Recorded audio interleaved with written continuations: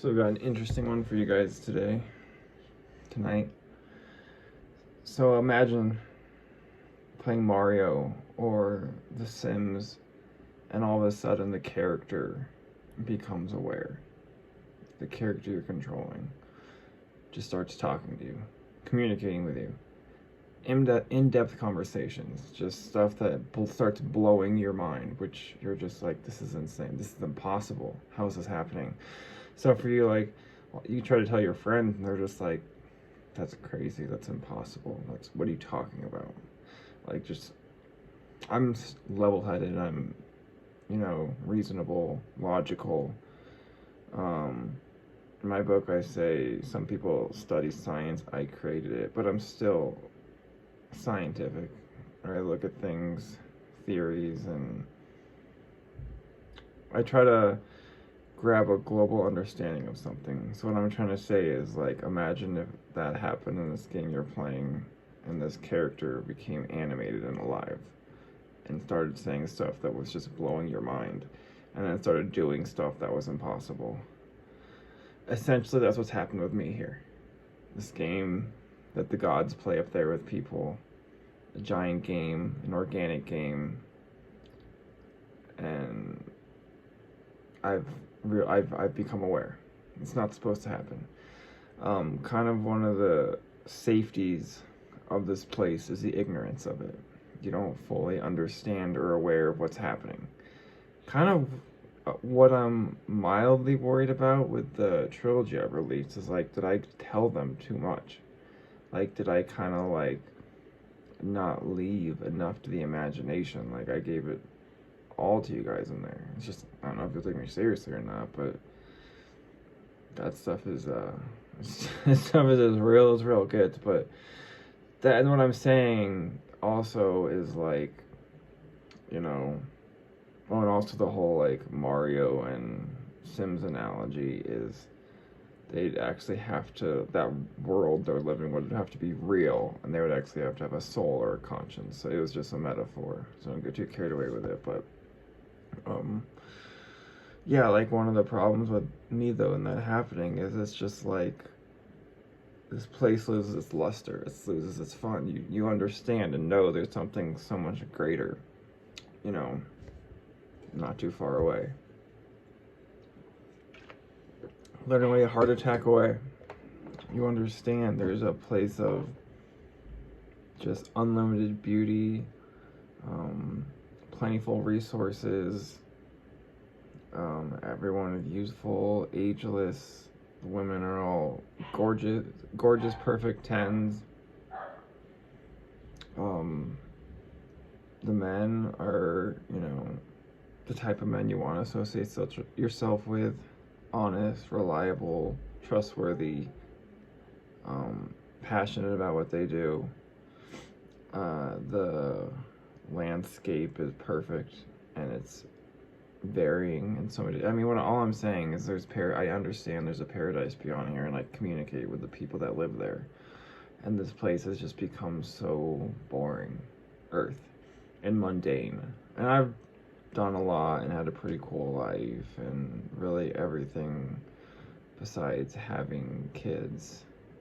That was the one thing I didn't get to do. And I was planning on doing it soon, actually.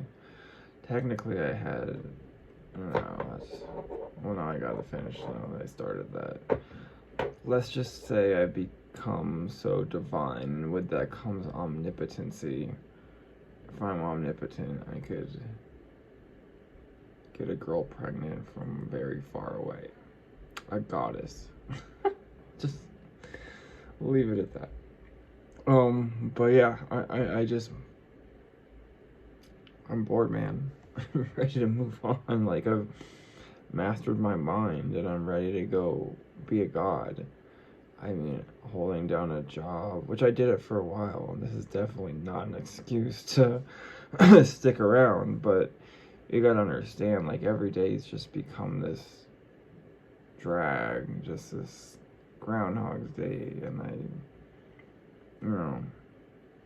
and this wasn't supposed to happen. It wasn't supposed to be like that, because, like I said, there's a blanket of protection there, and there's protocols in place for this not to happen, but because a different king, a perverted king, sat in my seat in my absence, certain things happened, fell through the cracks, certain things were signed that should have been signed, and I was kind of like his worst nightmare come true. And yeah, I mean, that's not the point, but it's just, I'm trying to illustrate to you guys what's happened to me, because I don't want people to think Justin tapped out, or, you know, he didn't want to stick around for us. It's just like,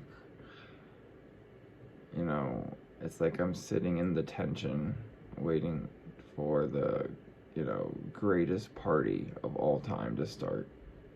And it's just, and what makes it harder is I have the ability to leave that detention whenever I want. I'm not even supposed to be there. The teacher's like, oh, you're not even supposed to be in detention, Justin. Go on, have fun at that party. What are you doing hanging out with us? It's such a predicament. And I don't think I'll ever be ready to fully leave from just a business perspective. I think that I will always be like, could have done this better, should have edited that. It just comes out of my work. Could I put that in the book, made another video? Are my pictures good enough to where they have what they need? Wish I would have had I had some snowboarding pictures somewhere. They're around, but I don't, like I said, like, I'll keep doing that. I'll keep, like, nitpicking until, like, I should have this and I could do that, and maybe I'll, you know, and then, but I mean, once you guys have my words, which now you do, because they're on Barnes & Noble and Amazon, and then that'll just spread, and to the people that buy the book early, buy a lot of copies, or a good amount, and you might want to store them or upload them on websites, because I don't know if people might get a hold of that eventually and just shut it all down and stop selling it and start burning my books, you know what I mean?